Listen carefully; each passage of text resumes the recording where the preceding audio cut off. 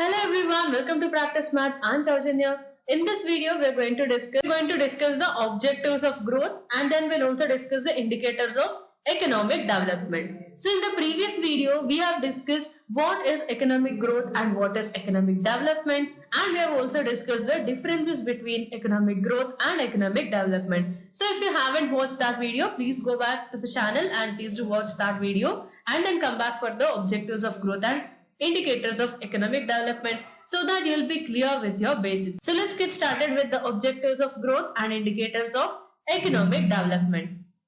So these are the 7 important objectives of growth. So we'll have a discussion regarding the objectives of growth. So first one is high rate of growth.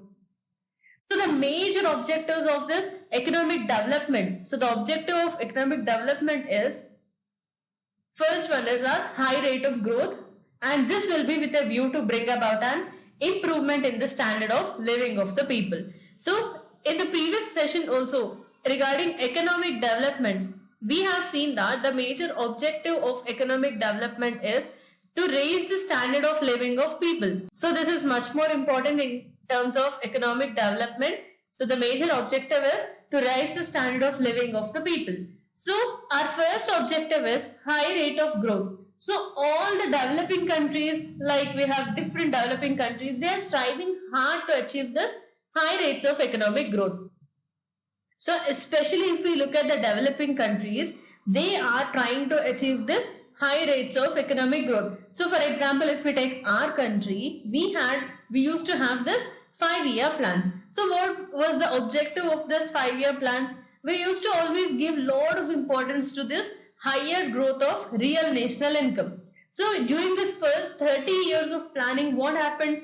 The rate of economic growth, it was not that much. So till 1980, what happened? The average annual growth rate of GDP, it was almost like 3.73%, right? But the average annual growth rate of population was 2.5% at that time.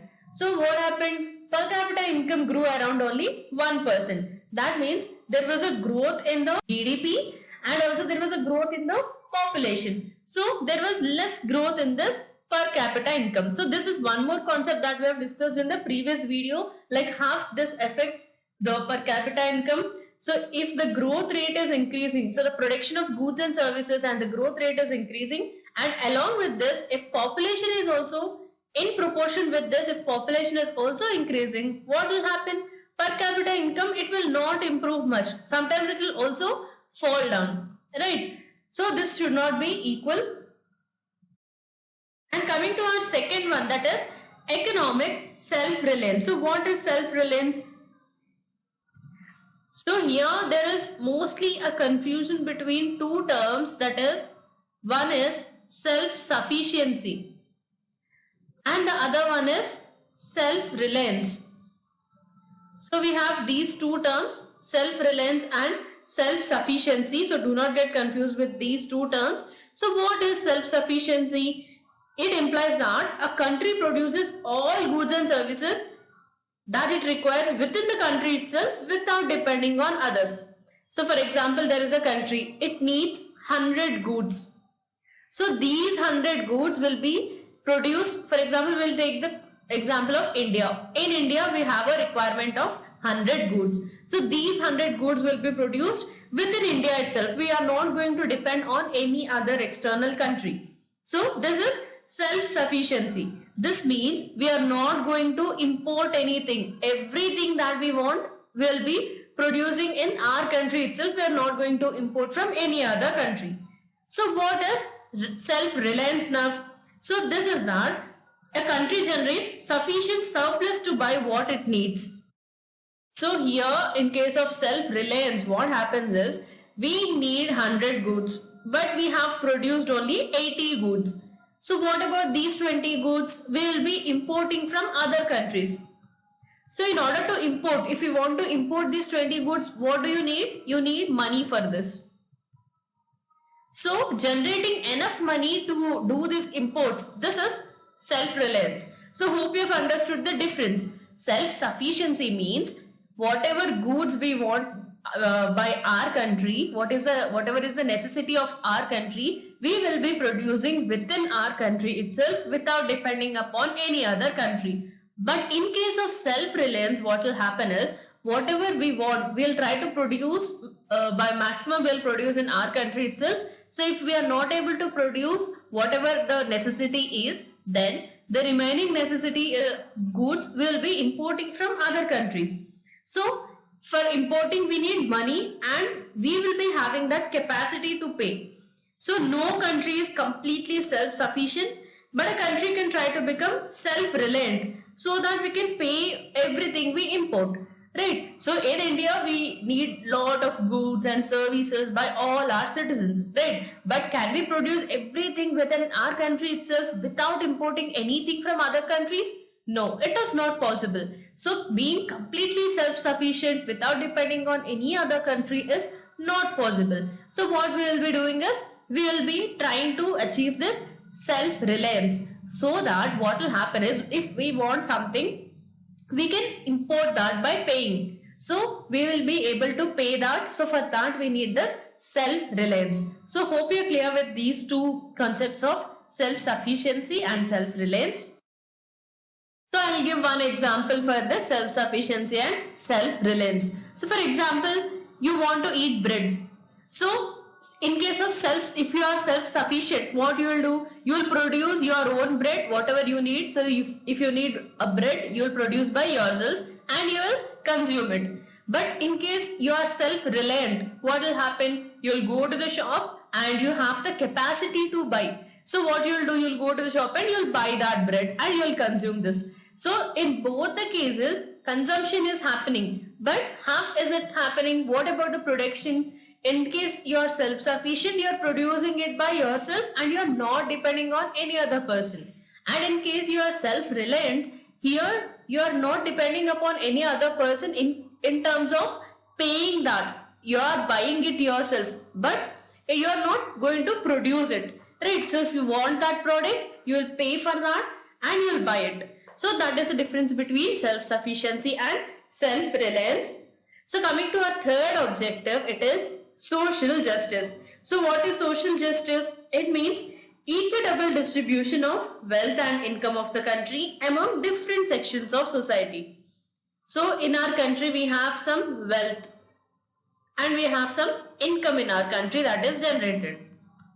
Right. So this must be distributed equitably between different sections of society. So be it poor, middle class or rich people, we have different sections in the society, right? And we have lot of wealth. And as we know, we have unequal distribution of wealth in our country, right? So for example, there is an income of $100 billion. Is it equitably distributed between all the citizens of our country? No, right? It is unequal distribution of wealth. So in order to achieve social justice, we have to distribute this wealth and income of country between among different sections of society, and this must be a equitable distribution. So this is one more objective of economic development. And coming to the next one, it is modernization. So what about this modernization? As we know, for example, if we take our pre-independence period, that is before India achieved independence, we were a bit backward and also we were feudal in character. So after we achieved independence, what we have tried to do is we tried to modernize our economy.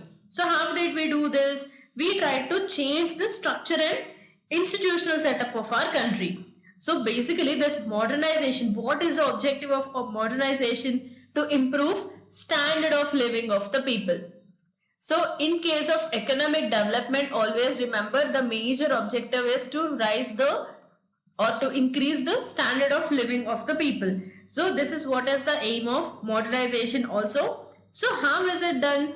It will be done by adopting a better scientific techniques of production. So whatever techniques we are using for production, in place of that, we'll use more advanced techniques and more scientific techniques. So we'll be replacing this traditional and backward methods which consumes more time.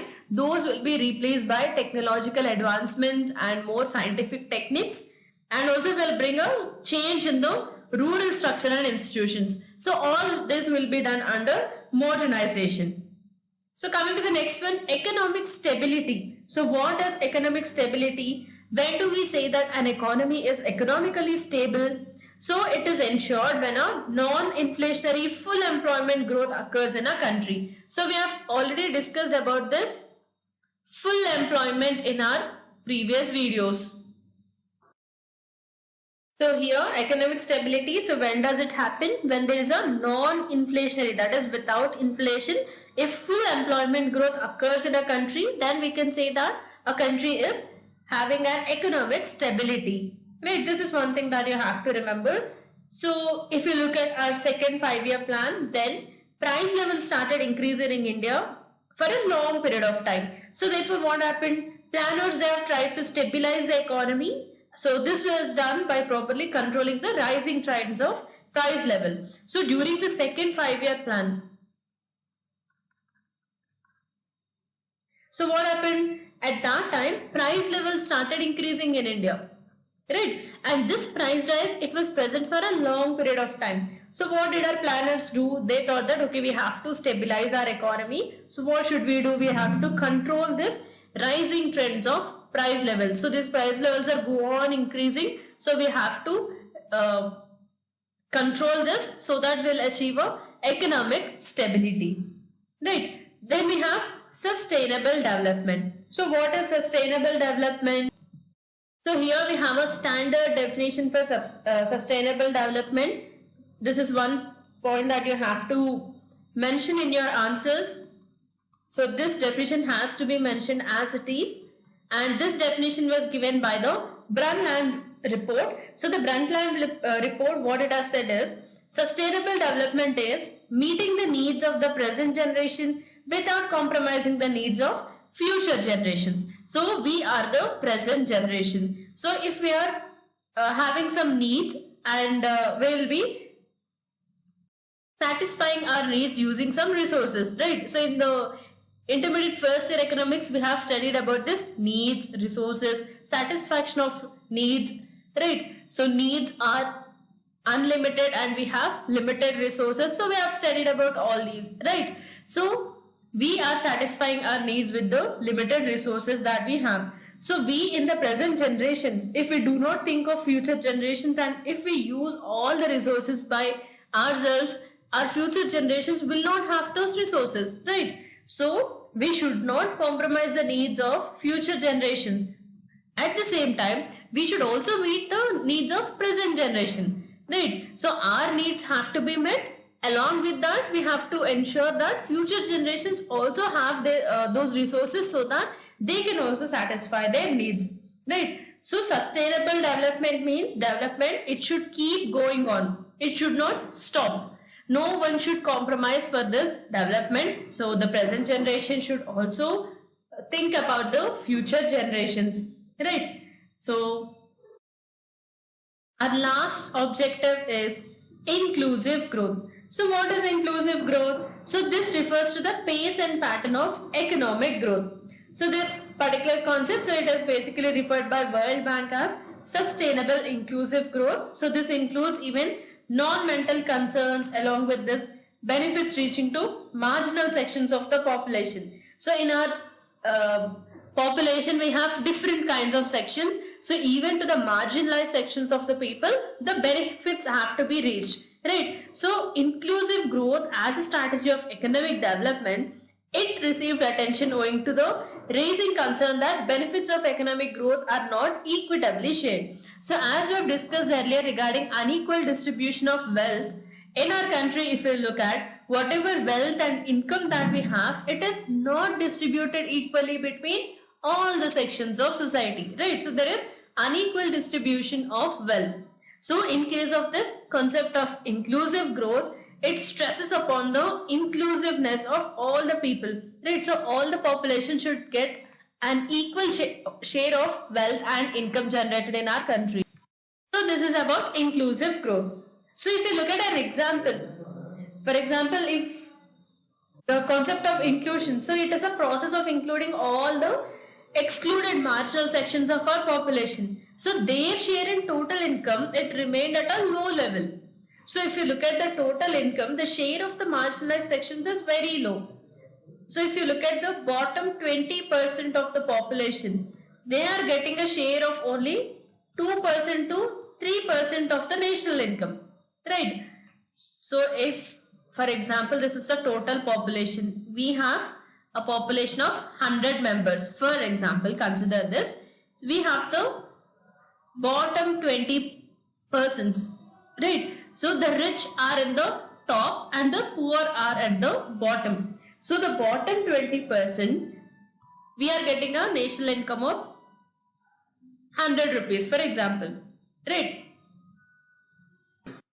Or for example, let's consider the national income is 1000 rupees.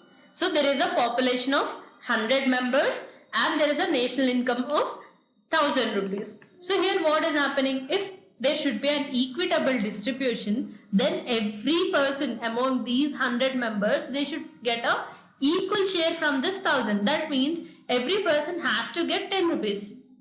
Then we can say that there is a equitable distribution of wealth and income. But here what is happening at the ground level is the bottom 20%, that is the 20 people at the below, at the bottom, they are getting only 2 to 3% of this 1000 rupees. That means, for example, these 20 people are getting only 20 rupees, right? But if you look at these remaining 80 people, they are getting this remaining amount. That is the remaining amount of 980. This is enjoyed by the 80 persons and 20 rupees only to this 20 persons, right? So this is how unequal the distribution of wealth and income is in our economy. So this is one simple example. So consider this for a huge country like India, how an unequal distribution is present within our country, right? So this should be eliminated. So for that we need a inclusive growth. So these are the various objectives of economic development. So hope you are clear with this. So coming to our next topic, that is indicators of economic development. So what indicates that there is economic development in an economy? So how can we say that an economy is developed? Whether there is development in an economy, what are the indicators? That means if you look at some things, after looking at those things, it will indicate that there is economic development. So what are those indicators? So as we know, we have different kinds of economists with different views. So some economists say that GNP, that is gross national product or real national income, that is indicator of development. And some other economists, they say that GNP per capita is an indicator of economic development. And some other economists say that living standards index has to be considered. Some say that UNDP developed HDA has to be considered, etc.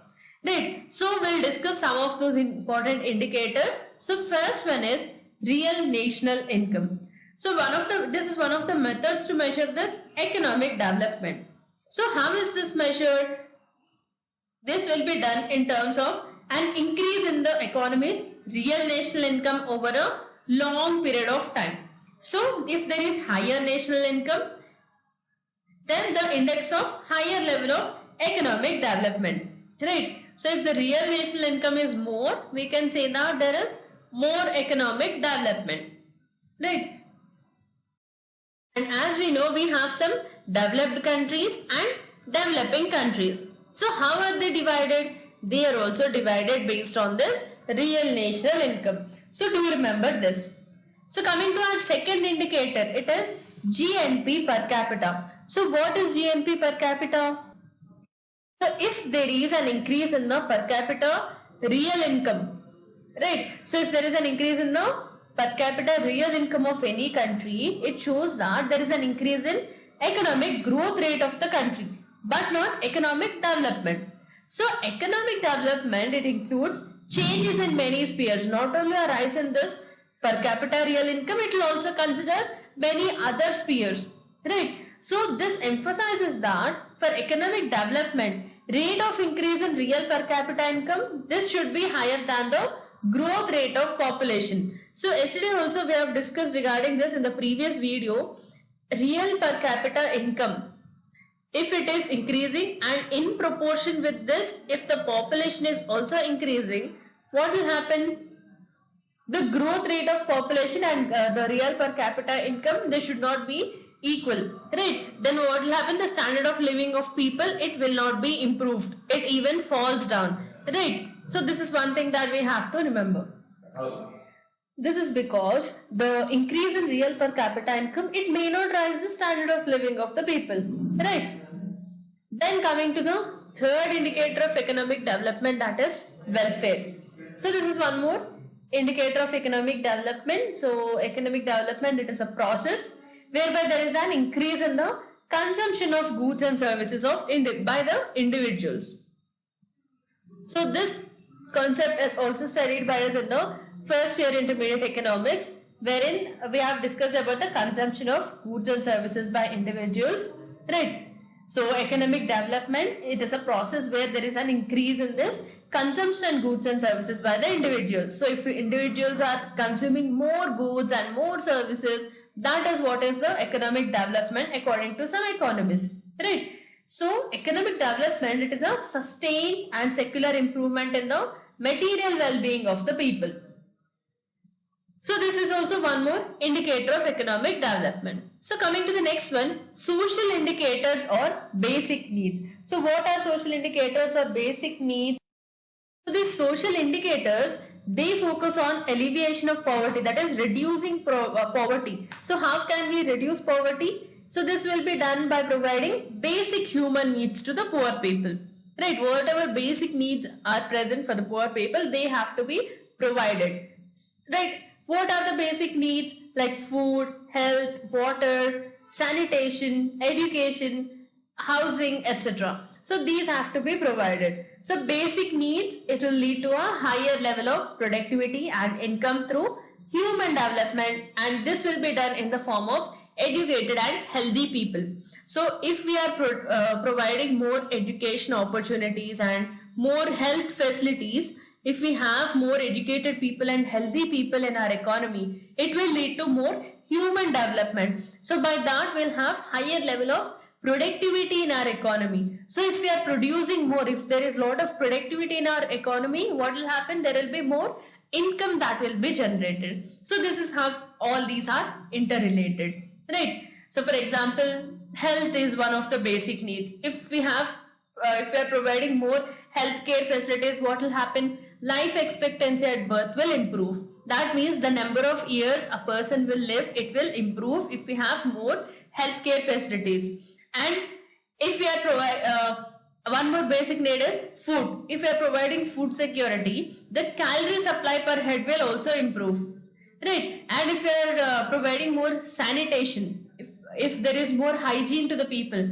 infant mortality and also people's access to sanitation, all this will improve, right? And also if we are providing educational facilities, literacy will improve, primary school enrollment will improve. So more educated people would be present and more healthy individuals, which will lead to more human development, and also the productivity in the economy would increase. Along with that, ultimately the income would also increase. Then coming to the next one, physical quality of life index. So what is this particular concept? So who invented this particular concept of PQLI? This is Mr. M.D. Morris.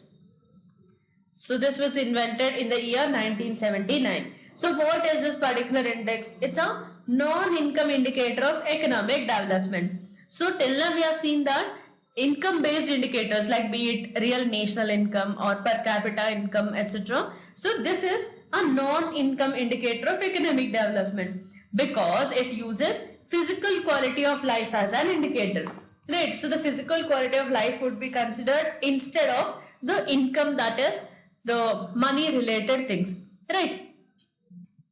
So how is it calculated? It is based on life expectancy, basic literacy and infant mortality rate.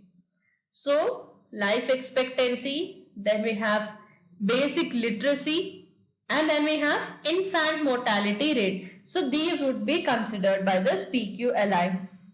Then coming to the next one, it is Human Development Index. So who developed this concept of Human Development Index or HDI? It is Mehboob ul Haq. So these names are also important. Try to remember this. So this person has developed HDI, and United Nations Development Program UNDP, it has incorporated it in its first Human Development Report in 1990. So what is this Human Development Index? So it is basically one of the modern indicators of economic development. So it is a statistical tool. What will it do? It will measure the country's overall achievement in social and economic dimensions. So what does HDI consider? HDI also considers life expectancy at birth, similar to PQLI. It will also consider education, that is, how is adult literacy, how is the gross enrollment ratio, right? All these would be considered. And also real GDP per capita based on the purchasing power parity in terms of dollars. So how is the purchasing capacity of the people? All these would be considered under HDI, right? So next one is Gender Related Development Index, GDI. So previously we have seen about this Human Development Report. So in the year 1995, this Human Development Report, it has introduced two concepts, right? So these two are global gender indices. So these are, one is Gender Related Development Index, that is GDI, and the other one is Gender Empowerment Measure. So what is GDI? It will measure the average achievement of population in the same dimensions as HDI, right? So under HDI we have seen life expectancy, education levels, and also this real per capita, real GDP per capita based on this purchasing power parity. These would be considered. So here also these would be considered, but these will be adjusted for gender inequalities, right? And coming to this gender empowerment measure. So what is this gender empowerment measure? It will capture gender inequality. So one is, for example, how is the political participation by women and men? How is the participation by women? How much is the participation by men? And economic participation. How is the decision making power by women and men? And how is the power over economic resources? Right. So these would be measured under gender empowerment measure. Then coming to the next one, Social Progress Index. So what is Social Progress Index? What will it measure? So it measures the extent to which a country provides for the social and environmental needs of their citizens, right? So regarding the social needs of the citizens and environmental needs of the citizens, half to which extent a country is providing these needs, that is considered under Social Progress Index. So this index, it focuses on development indicators beyond this GDP. It does not only consider GDP, it also considers other indicators like basic human needs, the access to basic knowledge, information, like different opportunities given to the people, like personal rights, personal freedom and choice, etc. Then coming to the next one, Multidimensional Poverty Index. So this was introduced in the year 2010. So do you remember this MPI was introduced in the year 2010. So this was done to illustrate many deprivations faced by the most severely disadvantaged. So who is said to be multidimensionally poor? It requires that a household has to be deprived in multiple indicators at the same time. So we have a list of indicators, and if an individual is poor in all these at the same time, then that person is said to be multidimensionally poor, right? So there are some weighted indicators, and in those indicators, if a person is deprived, for example, up to at least 33%, then that person is said to be multidimensionally poor. So what are those components? For example, we have nutrition levels, child mortality, access to sanitation, access to drinking water, electricity access, right? And also years of schooling, whether children are enrolled in the schools or the persons are having possession of some assets or not. So all these would be considered under multidimensional poverty index. And if a person is not meeting the indicators or components, and if he is poor in all the indicators at the same time, if they are deprived of, for example, they do not have nutrition, and they have child mortality, they do not have access to drinking water, sanitation, electricity, they are not having access to schooling. So if all these indicators are deprived, then that person is said to be multidimensionally poor.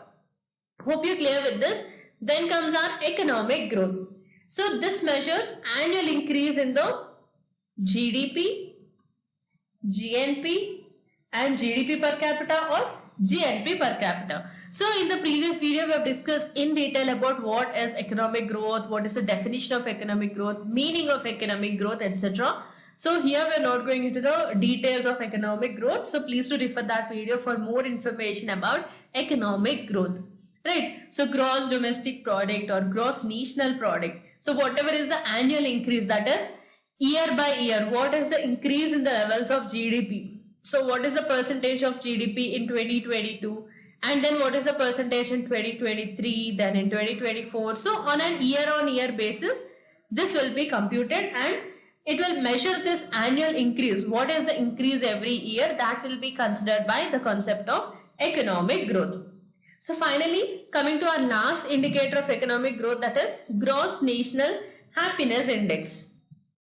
So whenever we come across this gross national happiness index, one country that comes into our mind is Bhutan. So this country Bhutan, it is measuring its development with this gross national happiness index. So there is a need to bring a change in the existing method of measuring development. So right now, whatever methods we are using for measuring development, so these have to be changed. So these are the various indicators of economic development. So we have discussed about the objectives of economic development and indicators of economic development. So hope you are clear with these concepts, and please do watch all the videos. So we are uploading all the videos on all the chapters of economics, both for first year intermediate and second year intermediate. So we are assuring you 100% coverage of entire syllabus of first and second year economics for intermediate. Right. So please do watch all the videos and please do like, share and subscribe to our channel so that you'll get live updates of all our videos. So please do follow all the videos, and we'll also provide you the model questions and how to write answers to that. We'll be also discussing the previous year questions, what would be the weightage of various chapters. All these would be discussed. So stay tuned and please do subscribe to our channel and do watch all the videos. Do watch all the videos in a sequence so that you will not miss any concept. So hope you are clear with today's concept. Thank you for watching this video. Bye-bye.